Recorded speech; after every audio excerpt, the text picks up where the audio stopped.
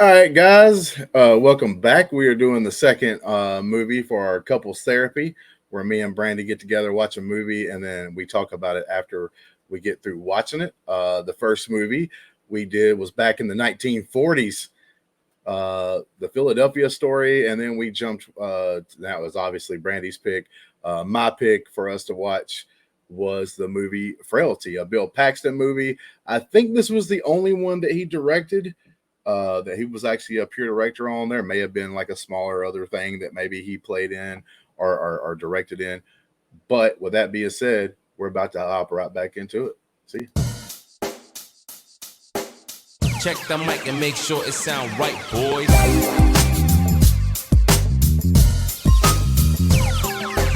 It sound right, boys.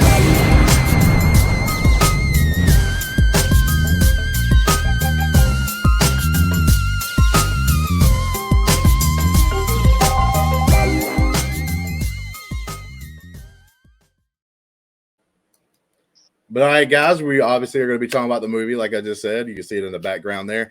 The movie Frailty had a couple of good actors in there. Mainly, the biggest star that was in the movie was, besides Bill Paxton, would be Matthew McConaughey. You know what I'm saying? This is one of my favorites from like a long, long time ago. It's been out. I think this movie came out in 2001.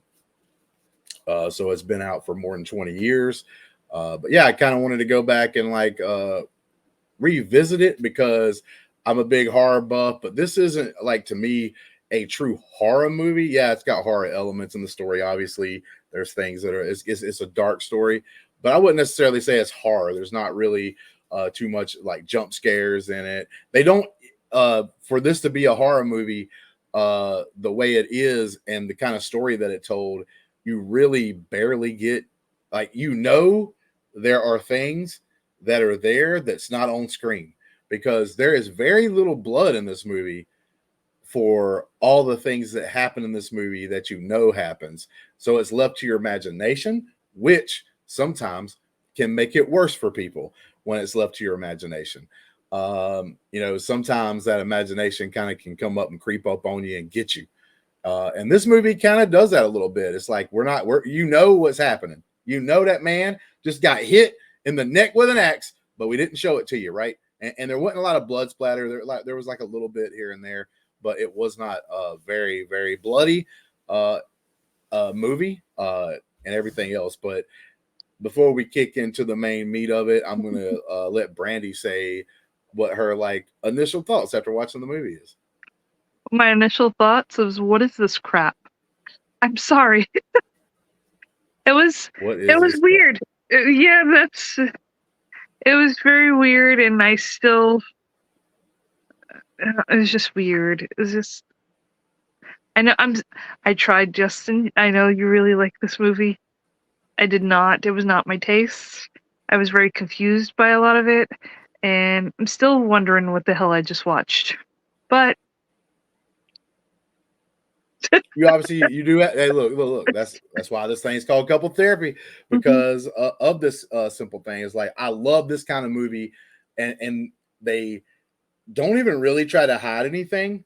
They do it in a very creative way. You watching a movie, there's a guy sitting down in the FBI office, and he is sitting in a room. The FBI agent shows up, and then he's directed to the room, basically saying that this guy knows who this killer that he's been searching for is, and they start having a discussion. And this guy starts telling this story.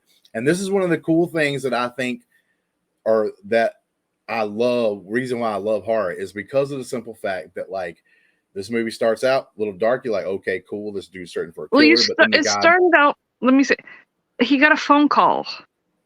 And it was supposedly from his brother saying something, and then you see the brother shooting him himself in the head.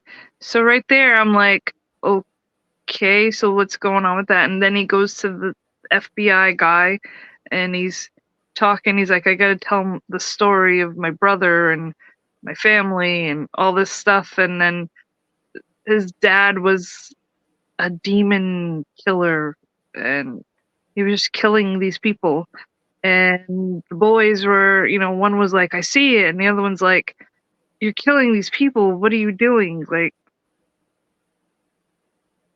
and he's telling the story of when him and his brother were little, and with his dad, and what happened with all these people, and it was just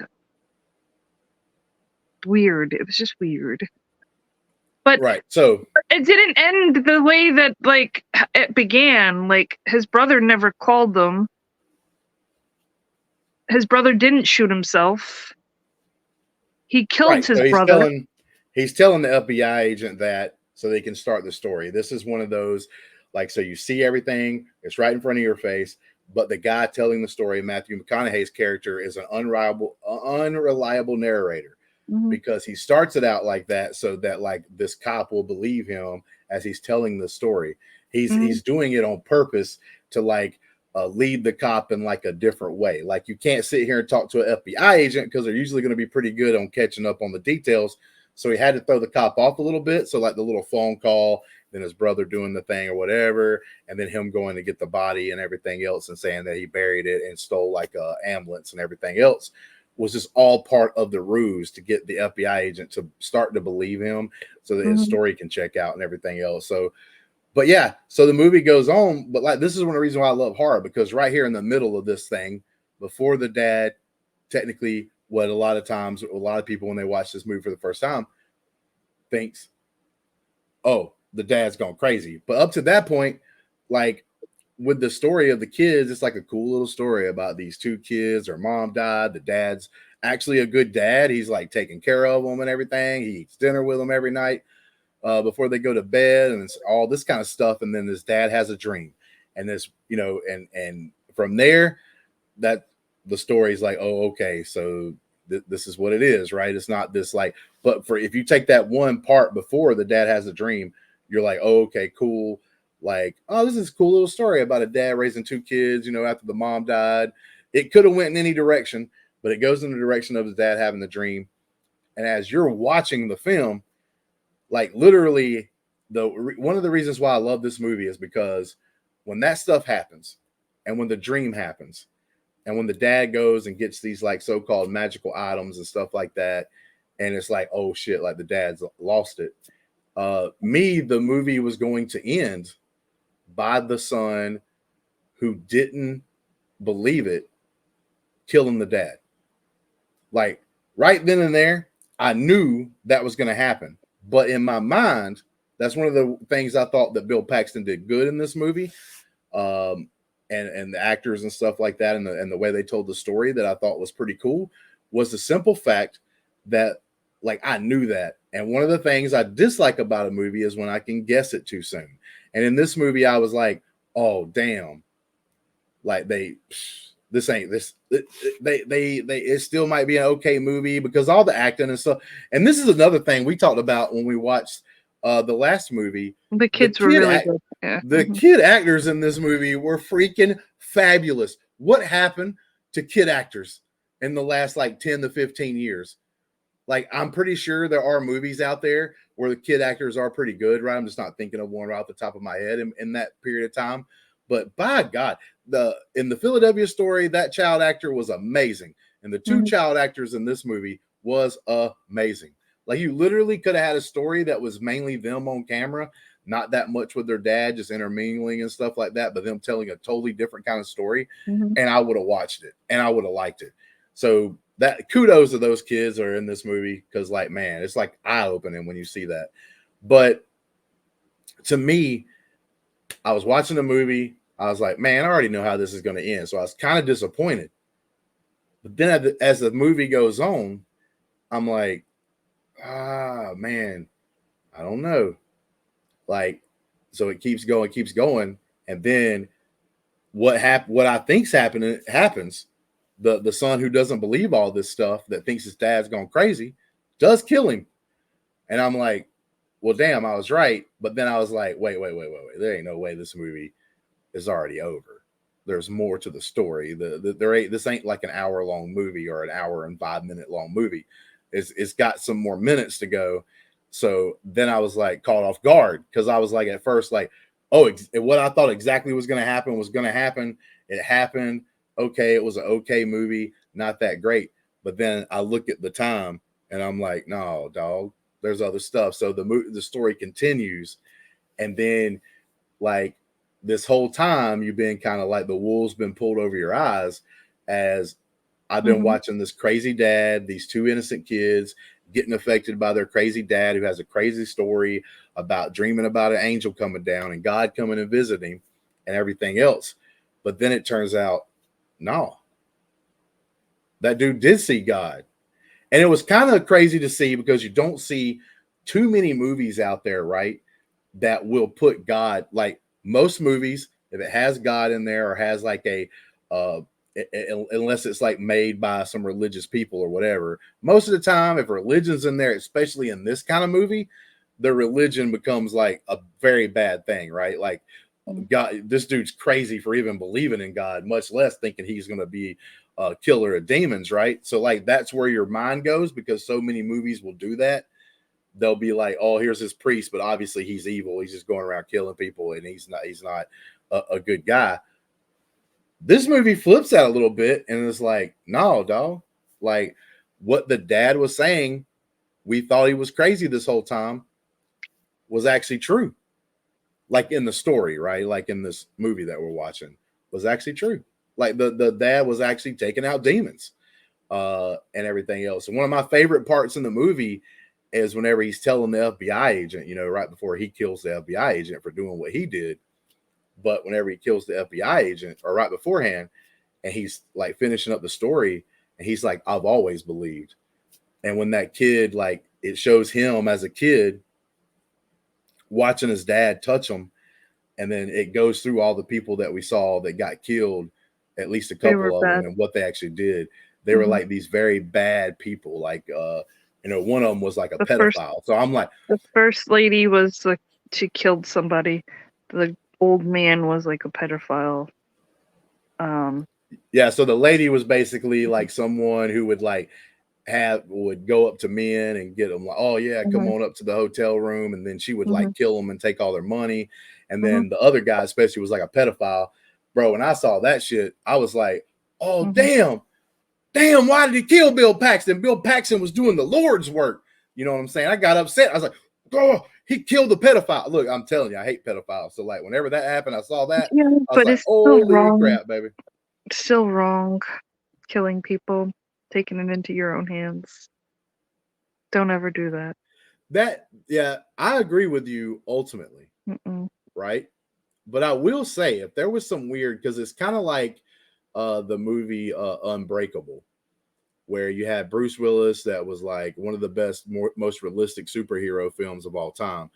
But it's kind of like that in the sense that, like, what would happen if you had a power that if you touch someone and you can see, like, if they're good, like, you know, he shakes that FBI agent's hand at the end of the movie and he's like, you're a good man. And then he walks away and you see that, like, and now he's the sheriff of the town. Yeah, exactly. So like, but like there is I think a moral dilemma here. Whereas if you did really have that power, right? The thing is nobody's ever going to have that power. But if you did, if we took ourselves and we put ourselves in a fictional story or whatever, where you did have that power, like when you touch someone, that you saw not only if they're good, but if they're truly evil, right? Like, so obviously it wouldn't matter if they did drugs or something like that. Like you can see, oh, they did drugs, who cares? But like if you saw, like in this movie, right, these people that were obviously like pieces of shit that they killed, right? Like, for instance, you touch someone and you knew they did something bad, like murder or pitiful, whatever, like the one guy like messing around with little kids. Like if you saw that and had the power to take them out, that is at least a question for yourself at that point in time. Like, I agree with you in normal sense, right? In everyday life, just because you think someone does something horrible or terrible, that you shouldn't thrust yourself in there as being judge, jury, and executioner, because like you don't know. There could be all kinds of things that you don't know in the information or whatever about it. But it does put yourself, if you're thinking in that in the way the story tells it, that if you knew that, what would you do?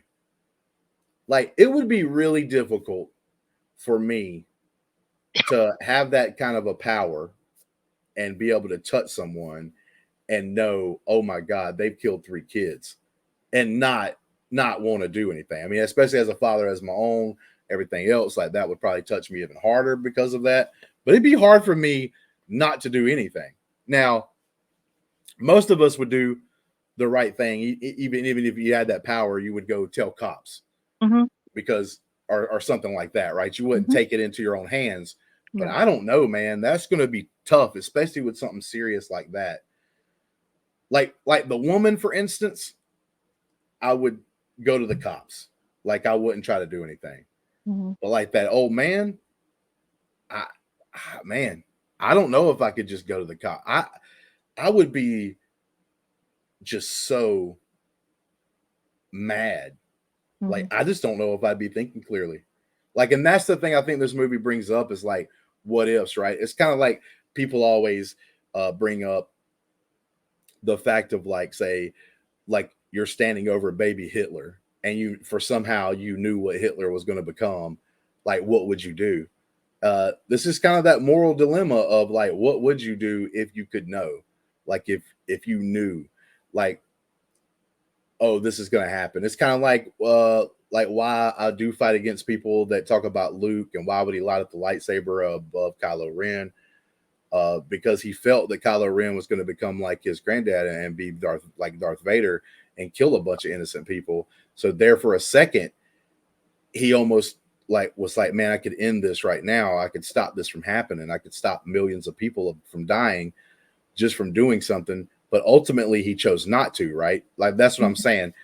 I try to think that people are good. So ultimately, they should choose like the better option or the least aggressive option to try to come up with a way to deal with the situation. But and I think a lot of people would, but I do think that people would think about it, right? I do think that people would think about what they would do.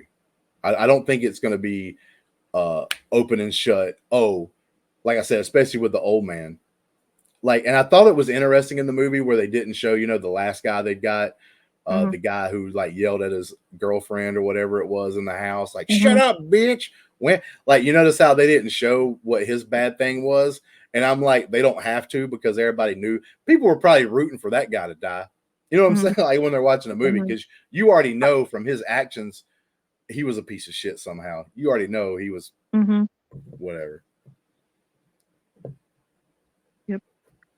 But I still wouldn't, if God chose me, I would not take other people's lives in my hand. I wouldn't, no matter how bad the thing is, I'd be like, yeah, this guy did this, investigate him. But like, I would not take an axe and go, oh, go ahead and kill him. Like, no, absolutely not. Absolutely not. Well, the whole point with us and with us doing this is like watching movies. Like, I probably would have never watched the Philadelphia Story. I think I'd watched it a really long time ago, but I done forgot everything about it because I like movies or whatever. I think I've ran into it before, but I never would have watched it ever again without you like saying that's the movie that you wanted to watch. And I just think that all like movies and all stories, I will say this. Did you appreciate the fact that Bill Paxton, the director, at least kept it pretty clean? Like, clean how? Like, you didn't see them chopping off the dude's head or no, you didn't see that part, but you saw them going down, and even that I was still closing my eyes to, because especially right. Obviously, some of those parts I was like, because I mean, there's some pretty grim things in here, but I do say that another reason why I like this movie, it was not the gore. Yeah, so like, I don't mind gore. All right, people, I love horror. Like Evil Dead, bring it on down, baby. That's what I'm talking about. Bring all that gory stuff on. But I also appreciate the fact that there's movies out there like this that I could sit back, share with you, and know that, like, you know what? this could have been way worse. They could have showed a lot more. They didn't. Like I said, they're like dumping body parts into the grave site out of a trash bag. And that's like grotesque, but they didn't have to show it. That's my thing. I wish more and more people would do that in some circumstances where it's not just like for shock value. I think in this movie, like the story was good enough. You didn't have to have that stuff just like being shown and no, like but there should have been everywhere. Yeah, especially when they were chopping up bodies, there should have been more blood on their clothing. I mean, they did have some part of you see some blood on the clothing, but it's like if you're doing that, this splatter, there's more blood on you. There's gonna be more blood. How much blood we have in our body, that's gonna get all over you. Especially when you're dragging it and you're like, okay, we're chopping the body up or whatever, grab the legs, you're gonna get blood all over you. And what really blew my mind is nobody saw them. Like, how did nobody see them? But then that's the trick, though. Yeah, I know what you're gonna say because of the whatever the like at the end when they put the tape and it was like, oh, we couldn't see who he was because all of a sudden the tape messed up at that point. But like, it's just not realistic. That's not realistic. Okay. Another thing that hits me with this, right? Because like, I consider myself somewhat religious or whatever. Like I grew up in a religious kind of like thing with my grandmother and everything else. I almost went to college to be like a youth minister, like early on in my life. I'm obviously not that now, but I still have some of those like moral things that I, kind of like keep with me because I think they're overall good and positive, right? But I don't like, obviously I'm not a Bible thumper, nothing like that. I don't try to shove any of that on there.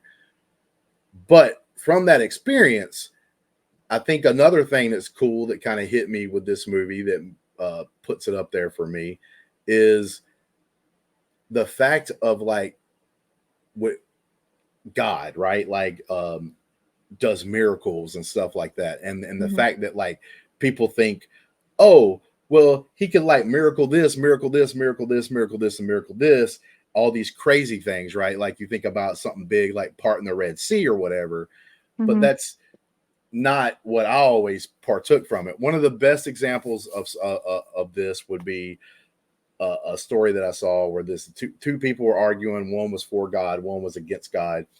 And the person that like wasn't believing in God pointed to a cup of water that was on the table in between them and said, all God has to do is knock this cup over. All God has to do is knock this cup over and I would be a believer instantly. And they sit there for a second and nothing happens to the cup of water. And he says, you see what I'm talking about? And he gets up angrily. He gets up fast. And when he does, he bumps the table and a glass of water falls over.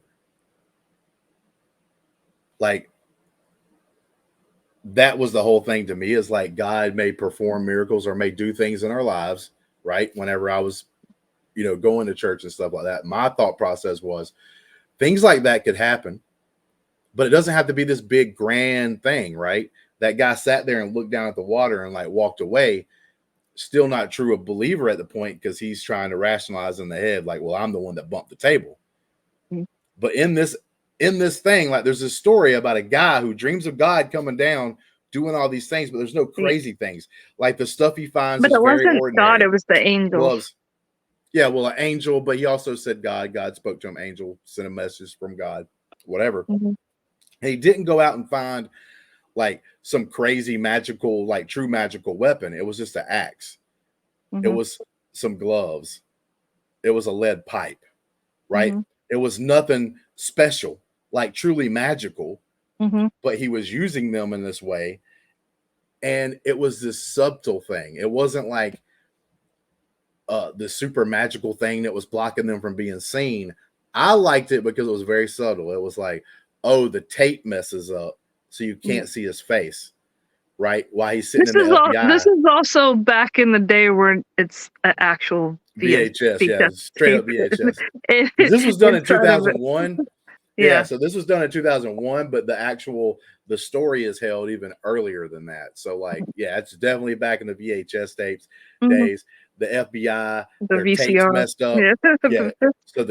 So the tapes messed up. You can't see Matthew McConaughey's character's face. Nope, And you then don't see the the face, people just that the did body. see him, yeah, and the Can't people that remember. did see him can't remember his face. Like the one guy's like, man, I shook his hand and it's just a blur. I can't remember the guy's face. That same FBI agent goes to him as a sheriff at the very end of the movie Mm-hmm. and meets with him. He walks straight up, looks him right dead in the eye, and he still doesn't recognize him. Mm-hmm. But it's a very subtle way to do it. It's not like this magical power or something that's got to be done or like a spell. It's just a simple thing. The guy just can't remember for some reason, like What do you look what like? he looks like. Exactly.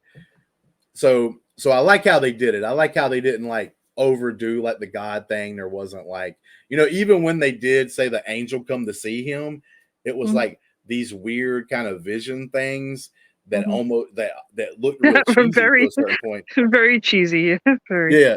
Yeah. So like, but I like that they did that because it was like, it almost made you think like the dad was crazy the whole time, right? Yeah, Like, because it one can't of be them real. was like looking at the trophy, and the trophy just like shined bright. Like I was like, "What the hell is that?" That is definitely early 2000s shit right there. I thought we'll break it down now. We're getting close to 30 minutes. We don't Mhm. want these to go too long. So like we'll both break. I'll go ahead. I'll let you go first. Rating 1 out of 10. What you thought the movie ranked, and then like anything that you like positive, or you can still say that there was stuff that you didn't like. I gave it a 4. I mean, it wasn't the worst I've seen, but it wasn't the best I've seen. And you love it. I'm happy you love it. It was just not my cup of tea, and I just was confused by a lot of it, and I'm still confused by a lot of it. But it was lovely to watch a movie with you. Obviously give this movie a lot more props and some of the people, especially like if you like horror and stuff, a lot of people's gonna like this kind of story. I don't think it's perfect, but for like Bill Paxton, like I said, I think this may be his only movie that he ever really directed. But I thought the cinematography was pretty good in this film. It looked like its time. I thought that was good, right? Like, so the time period they were trying to It do was it like in its looked time really, period. looked good. All that stuff I thought was really good. I thought even like, and it was low key. It wasn't like super aggressive, but I thought even like the music, when they had the music in the background and the soundtrack, was not bad at all. I don't think it's the best ever, obviously, but I thought it was pretty good. And I like a lot of the decisions that Bill Paxton made in this movie. One of them, you see the axe right here next to me. That axe has Otis carved into it. Funny story. Bill Paxton wanted the axe because it was kind of like a big thing that God had like shown this guy to have almost like its own personality. You know what I'm saying? To have like its own name. He literally, at one of the places that they were filming at or whatever, or before they started filming, when they were getting ready to start doing production, he went to a town. There was a homeless guy there. He started talking to the homeless guy, gave the guy a little bit of money and stuff, asked him his name, and his name was Otis. And that's why Otis is on the actual axe. So I thought that was kind of like a cool little story about it. And I thought the child acting was super good, man. Like I said, this is super noticeable from some of the more recent stuff that I've seen. It's always been like, oh man, like The acting was good. I loved the kids. I really loved the kids. McConaughey was good. The FBI agent was good. You've seen him in a bunch of stuff. I can't think of his name right now, but the guy who played like the lead FBI agent that ended up killing his mom, like he's been in a lot of movies. But Matthew McConaughey, obviously, like I knew the other guy, the one that was the good guy at the end. I knew him. I thought this was cool, Matthew McConaughey, because he didn't do what you expected Matthew McConaughey to do. The only thing that I saw that reminded me of Matthew McConaughey watching him do this part was how he was standing as he was watching the FBI agent like drive off. He had that Matthew McConaughey pose where he kind of had his hand on his hip and he was like leaning back or whatever. So like that was the one thing that I could see. And some of his facial expressions you could tell was like Matthew McConaughey, but he didn't do all the like stuff that you expect most of the time when you see a Matthew McConaughey movie. But like I said, all that stuff to me was good. The story to me was good. I love the story. I love the fact that I guessed what was going to happen, but that I didn't know where that was going to lead. I never thought. The whole time I thought the dad was freaking crazy. I thought that's where they were going with it. His dad becomes a religious zealot. He's just out there murdering innocent people and everything else. And They're all then crazy. but it was one of those things. It did a Sixth Sense on me, right? Because when I watched Sixth Sense for the first time, I had to go back and watch it because I was like, bro, this don't make no sense. Mm-hmm. Because I saw Bruce Willis talk to these people during the movie. When I watched it the second time, I realized he didn't say a word, not one time, to none of those people. Only to the kid. And this movie, the same thing. When I watched it the first time, I was like, man, I'm going to have to watch this the second time because there was just something I'm missing. The thing that you should have called on and that you should have realized where they were going with the story, the thing that should have clicked in my head that told me exactly what was going to happen was when the dad physically got ill after doing what he did to the sheriff. Mm-hmm. It was totally unlike anything he did with the first two people he killed. The way he acted when he had to kill the sheriff because his son had ran down the street and got the sheriff to come over to his house and everything, and then kept telling him, oh, I can show you the bodies and all this stuff. The way he acted when he killed that sheriff was how you would envision someone acting, killing somebody for the first time, period. Mm-hmm. He acted that way when he killed the cop. He didn't act that way when he killed the other people because obviously he's putting his hands on them. He's seeing their nasty deeds, how how scummy they were and like how nasty they were and everything else. So it is what it is. But I give this movie a 7.5. Sometimes probably think about it being 8. It's not perfect, but I give it a little bit leeway for the fact that it was, if not only, Bill Paxton movie, like directed by him. I thought he did a damn good job. I thought it was a good overall story. I think if you pay attention to the details, you don't get as confused as Miss Brandi over here did a little bit. But and I think as you think, this is a movie that you process it and you think about it like the next day, and then you're like, oh yeah, I get it more. I understand it more. I don't think it's like a lot of people went and saw this movie at the movie theaters. I understand it some, but I just didn't like it much. Like it was like I said, it wasn't the worst I've seen. It's not the best I've seen. It's in the middle. Well, hey, it's the same thing. That's why we're doing this thing, to be honest with you, because the first movie we watched, I think I gave it like a 6. 8. Oh, I think I gave it like a 6 or something like that. And you gave it, yeah.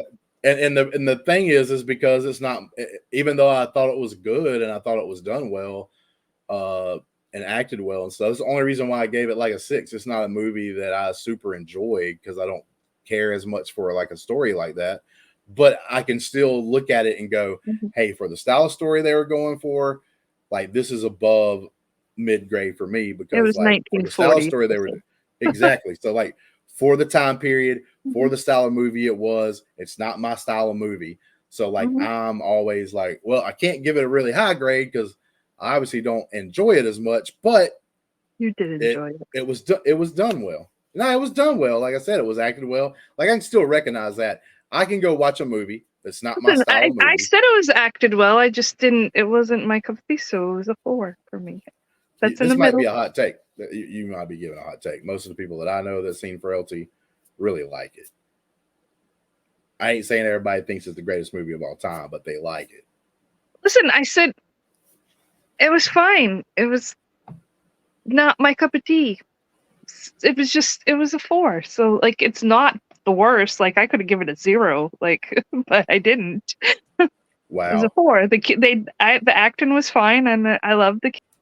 All right, guys. Well, couples therapy might be over at this point in time. It might just be handball to the movies like it used to be and everything else. I do want to thank the Patreons and everything else for like what they've done for us and all that good stuff. Thank you guys very, very much. If you want to join that, should be a description at the end of the video.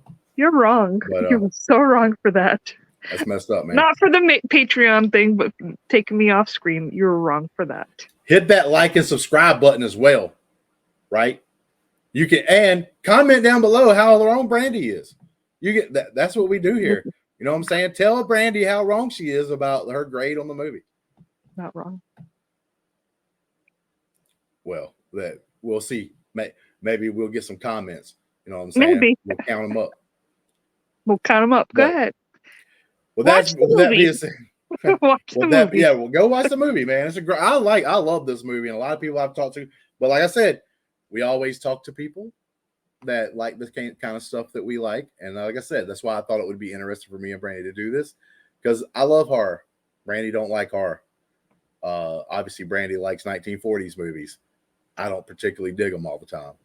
And Sandra Bullock. I'm pretty sure within like the first 5 movies he picks, there's going to be a Sandra Bullock movie on it. Okay, guys, just get ready. Maybe some Love Potion number 9. I guarantee it's going to be all kinds of silly stuff. But until next time, guys, be ready out there. Like I said, please like and subscribe to the channel. And until next time, peace. Peace. Check the mic and make sure it sound right, boys.